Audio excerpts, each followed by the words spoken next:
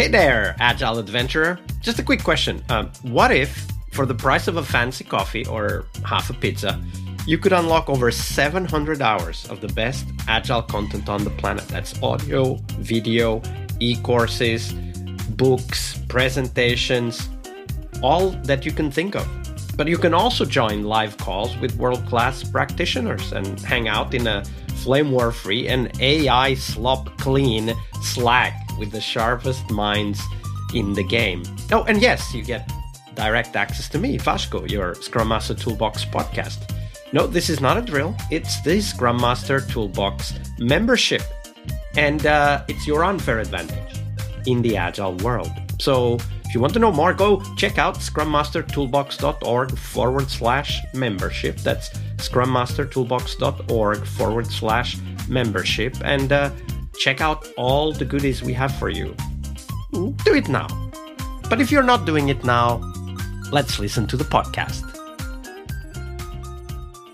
Hello, everybody. Welcome to one more week of the Scrum Master Toolbox podcast. And this week, joining us from beautiful Netherlands is Aimé Flemm. Hey, Aimé, welcome to the show.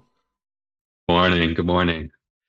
So our guest, according to his own words, is an organizational design coach. And that intro already makes this week interesting, but it gets even more interesting. And as he says, who starts where most agile transformations stop. That's even more interesting. He works at the structural level, redesigning the incentives, reporting lines, and systems that either enable or quietly kill agility. And we're all familiar with those. His belief, you can't coach your way out of a broken organizational design. And that last part makes this conversation so interesting, Aimé. So I'm really excited to dive into that. But before we get into all of the cool and perhaps juicy stories, do share with us, how did you end up becoming a Scrum Master? Yeah, wow. So that takes me back like many years, because I would say so the apple doesn't fall too far from the tree, because I really rolled into this scene because of my father, who was also a agile coach. I might even call him a guru at times. And I remember when I was younger that he was preparing this Lego session to explain Scrum to students. And I was maybe 8 at the time, or 9. And he also tried to explain this, but I didn't get it. But I think back then it planted this little seed in the back of my head, like, I'm going to do at some time in my life something with this as well. And then, I think that it stopped. I didn't really think about it anymore. And then it naturally progressed from starting in my studies, really looking at more of these business studies, but already doing my master thesis in the agile domain. And then it really started rolling. And then after the studies, I got my first job, of course, which was at a consultancy firm. And then it somehow just stuck with me. And I ended up only doing agile related gigs. So that's really, takes me back.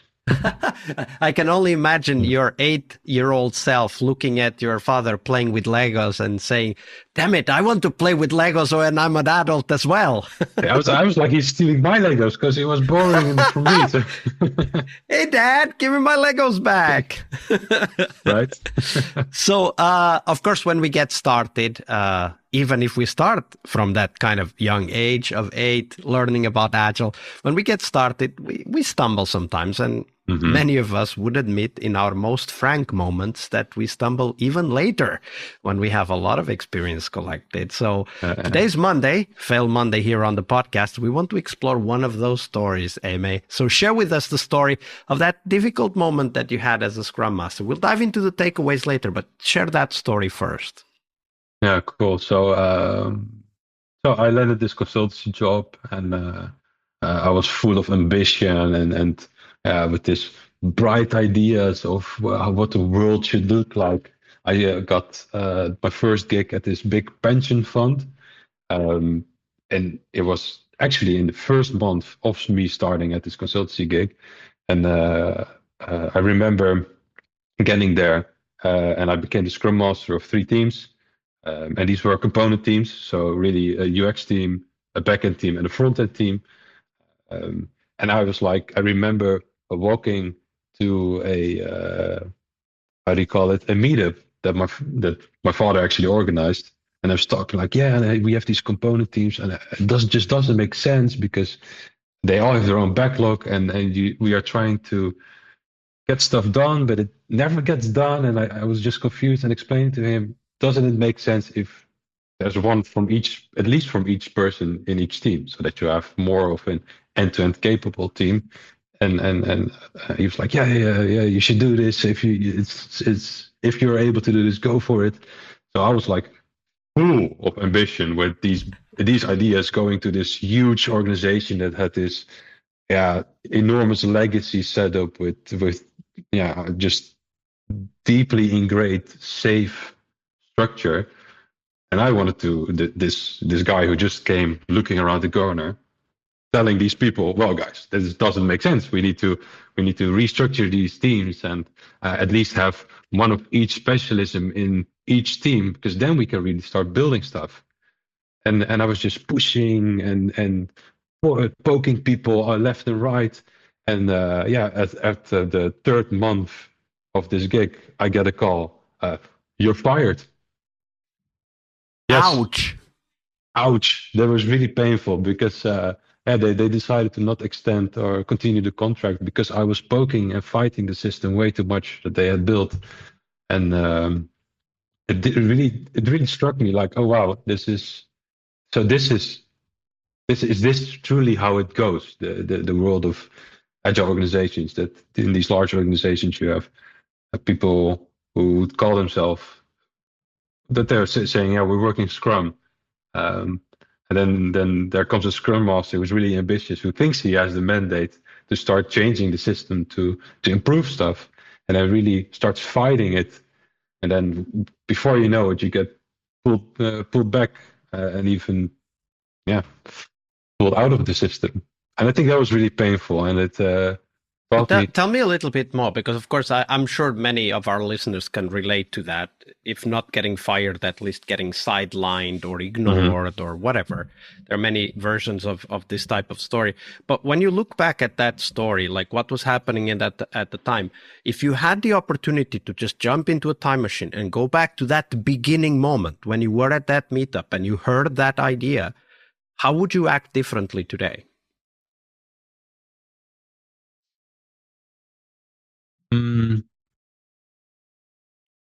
Yeah, I think that I would not try to do it all by myself.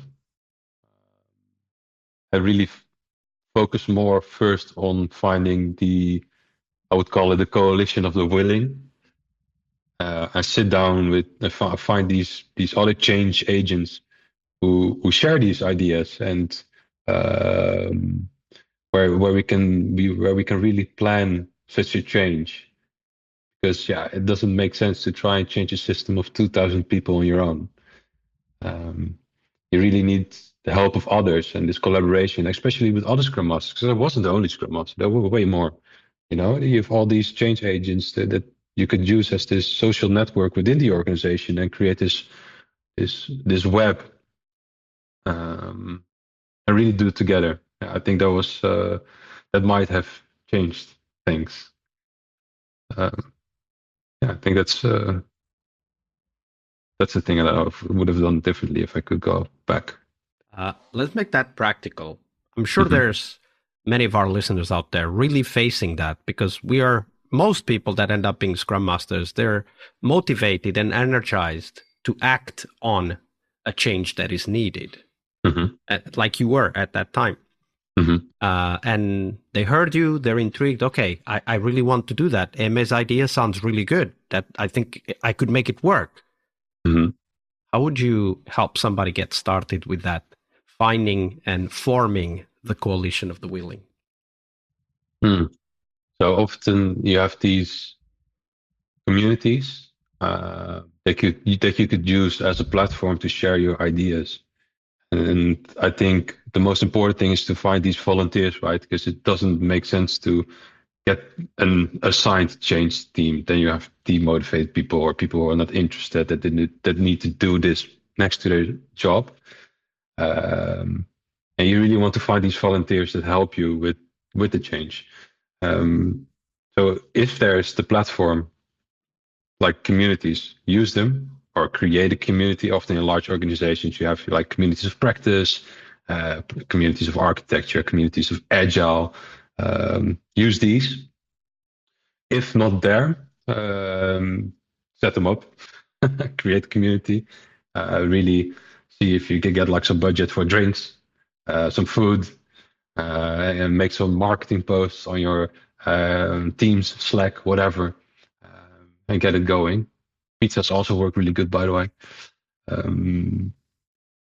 Or use the meetings that are there.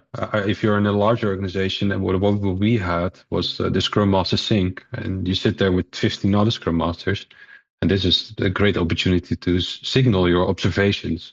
And there will always be people that will shoot it down because the system is the status quo and we want to protect it. But there will also be people listening and try and see to find those people and start talking to them. And they also might know people.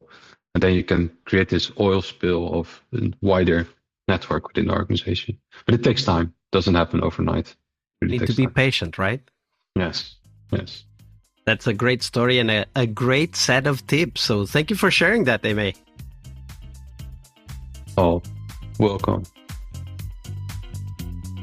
All right, I hope you liked this episode. But before you hit next episode, here's the deal. This podcast is powered by people like you, the members who wanted more than just inspiration. They wanted real tools and real connection to people who are practicing Agile every day.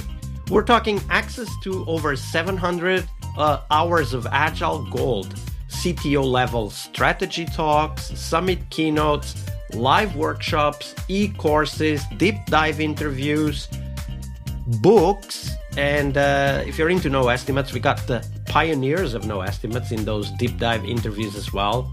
Agile business intelligence, creating product visions, coaching your product owner courses, you name it. You'll get invites to monthly live Q&As with Agile pioneers and practitioners, plus a private Slack community, which is free of all of that AI slop you see everywhere, and of course, without the flame wars. It's a community of practitioners that want to learn and thrive together. It's the best place to connect with community and learn together. So if this podcast has helped you before, imagine what you will get from this podcast membership. So head on over to scrummastertoolbox.org/membership and join the community that's shaping the future of Agile. And we have so much for you.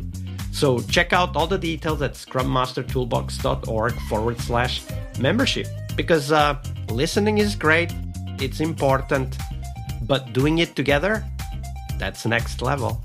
I'll see you in the community Slack. We really hope you liked our show. And if you did, why not rate this podcast on Stitcher or iTunes?